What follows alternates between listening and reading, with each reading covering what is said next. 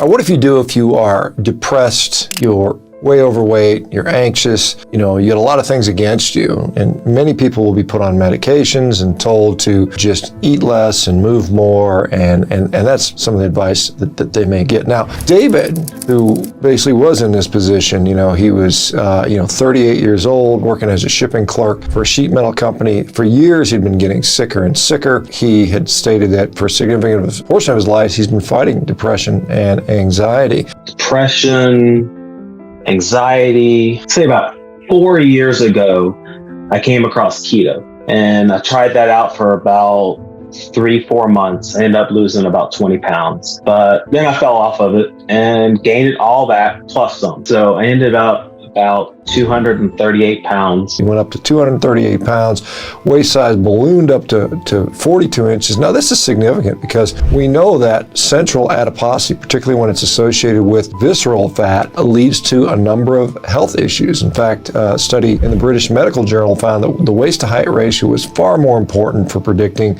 accumulation of visceral fat than things like BMI. And our ratio should we look at should certainly be less than 1/2. That is to say, your waist circumference should be below half of your height. Now, unfortunately, at a 42-inch waist, David was not 84 inches tall, which would be quite tall. That's 7 feet tall, and he wasn't there. As bad as this was, things were about to get worse. Basically, this shoulder, I couldn't lift my arm higher than this.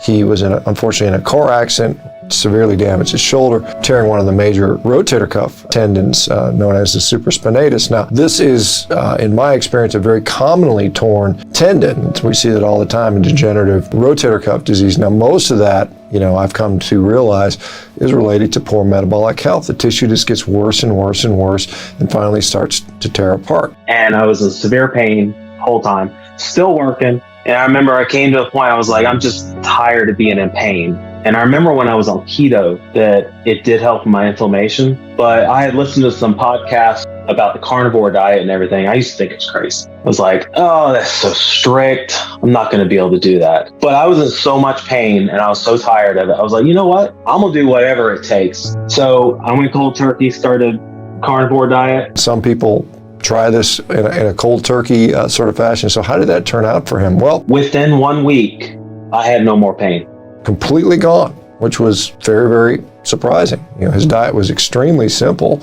He was getting a great amount of bioavailable protein, which is helping him to heal. A 2022 study showed that meat provides the most balanced and most bioavailable protein of any dietary options that we have out there. So this works great for injuries. And we know that when we have an injury or a wound or a surgical injury, sometimes we need to increase our protein. Some studies will suggest up to 15%. Now, what was he eating? I started eating eggs every morning. For lunch, I would have a pork chop or steak. And then for dinner, I would have some chicken or mainly steak. Red meat, I feel the best on. All this animal product, surely he's going to put on weight. Well, no. As a side effect, all my weight just started to go away. After 3 months, I came off my antidepressants. All my acne, I had severe back acne at the time. My wife used ointment on me and everything trying to clear it up. Nothing seemed to work. All of that cleared up. As of today, I'm at 48 pounds down. There was a 2020 study in the Frontiers of Pharmacology that found that low-carb ketogenic cell diets provide a neurotrophic, antioxidant, neuroprotective, and anti-inflammatory properties into the central nervous system, which has, one of the reasons why he was able to come off his medications and see his depression go away. Now he lost almost 50 pounds. His waist size went from 42 inches to now 32 inches, which put him in a healthy range from a weight to height ratio. I was going on about a 42-inch waist, and I'm fitting in a 32. Wow. And I don't think I've been a 32 since my mom used to buy my clothes. I probably was in elementary school. He started to hit PRs in the gym every day.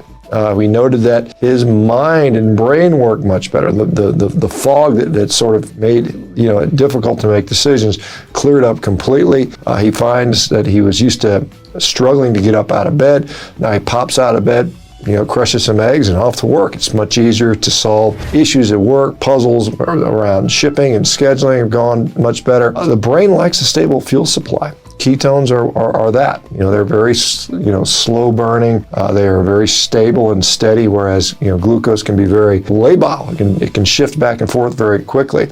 Also reductions in inflammation help the brain function better. How complicated or expensive is David's diet? Well, he's actually saving money. So we've actually saved money getting on this diet. And I'm not buying my medication. I'm not buying the acne cream.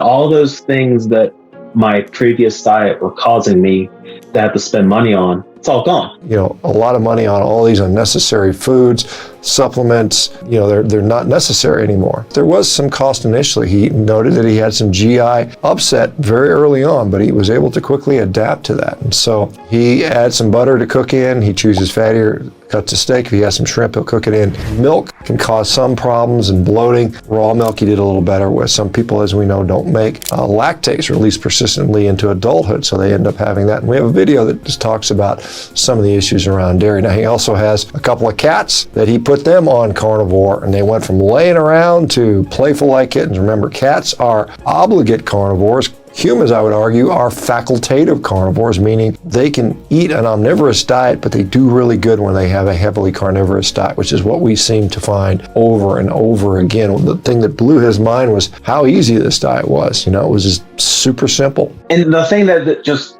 it blows my mind is that it's so easy. Once you get to a point where your body's acclimated to it, it's just smooth sailing.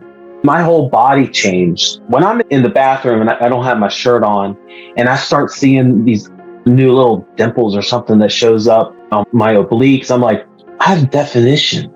It just astounds me. I'm like, how did that happen? I haven't even worked hard. First time in my life I can actually do a proper pull-up. And to think that such simple nutrition without all these supplements and complicated schemes can get you healthy with just eating plenty of meat. Again, his whole entire body, mind, and outlook has changed now that he is actually a healthy, functioning human being.